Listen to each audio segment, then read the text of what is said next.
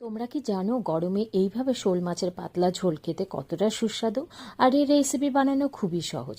তোমরা যদি একবার বানাও বারবার বানাতে ইচ্ছে করবে। তো কিছুই না, খুব অল্প উপকরণ লাগে এই মাছের রেসিপিতে। প্রথমে মাছটা নুন হলুদ দিয়ে ম্যারিনেট করে রাখবো।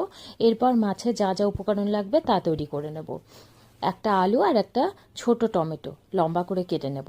এবারে একটা মিক্সি জারে কিছু মশলা তৈরি করে নেব। এখানে আমি গুঁড়ো মশলা ইউজ করব না, এই মাছে বাটা মশলা দিয়ে বানালে খুবই সুস্বাদু হয়। তো মিক্সি জারে নিয়ে নিচ্ছি 3-4 থেকে শুকনো লঙ্কা।